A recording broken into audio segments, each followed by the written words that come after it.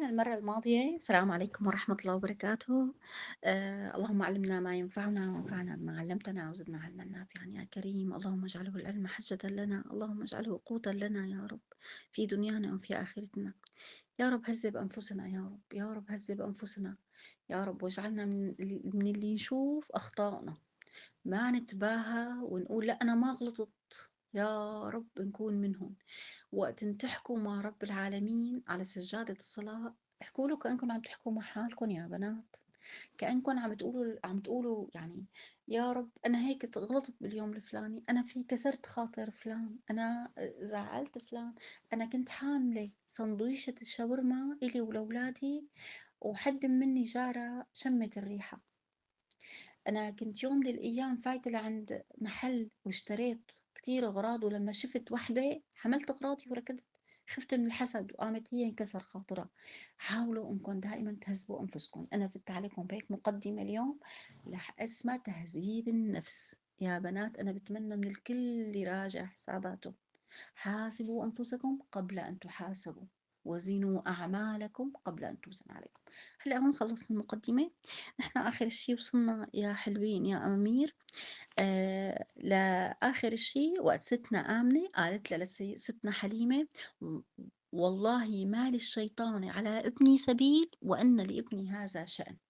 وأخبرتها أنه وقت انحملت فيه شافت أضاءت قصور الشام وأضاءت قصور الشام إلى قصور بصرة. يعني إنه لدرجة إنه هذا الإنسان رح يكون نور، ودليل هالشي نزل بالقرآن: يهديكم من النور إلى الظلمات، من الظلمات إلى النور عفوا. عندما عادت حليمة إلى بيتها فرحانة وحاملة ابنها اللي هو سيدنا رسول الله، وابنها بالرضاعة، يعني ما بنقول نحن ابنها بالرضاعة. أخذته وراحت على البيت فرحانة إنه هي حاملة معجزة هيك مأيقنة. صارت تدعي وتقول إنه هذا ابنها، تقول قدام العالم إنه ابني هاد اللي سمعته من ستنا آمنة، ابني هاد أضاءت له قصور الشام وأضاءت له قصور بصرة، وابني هاد آه، آه، رح يكون له شأن، وابني هاد. صارت تحكي اللي سمعته من ستنا آمنة. لما سمعوا أحبار اليهود العاديين راحوا قالوا لأحبارهم. مين الأحبار؟ يعني مشايخ الإسلام بلا تشابيه. أنا عم أقرب لكم إياها. البابا تبع المسيحية هن عندهم أحبار. راحوا صاروا يحكوا الأحبار: أحبار اليهود القدماء مو اليوم مغشوشين، أما القدماء مذكور بتوراتهم، بيعرفوا إنهم هن بده يجي نبي وبده يقضي على كل شيء حكم لهم، لأنه هن كان حكمهم مو بس ديني، كان سياسي. بيعرفوا إنه هن يعني إذا إجا دين الإسلام، إن الدين عند الله الإسلام، خلص ما عاد في شيء اسمه يهود. أهل الكتاب بيتموا على عيننا وراسنا، أهل الذمة هن وصية رسول الله. بس هن خلص النفوس صار للمسلمين بالأرض. عرفتوا يا بنات ليش كل الدنيا بتحاربنا؟ عرفتوا يا بنات إنه ليش كل شي عالم بيحاربنا؟ اليهود والمجوس، المجوس اللي هن إيران فارس، والروم اللي هي أوروبا، كل الدنيا بتحاربك وكل الدنيا بتلبسك تهم، لأنك مسلم، لأنك أنت صاحب رسالة ومبدأ، لأنك أنت يوم من الأيام بدك تحكم العالم.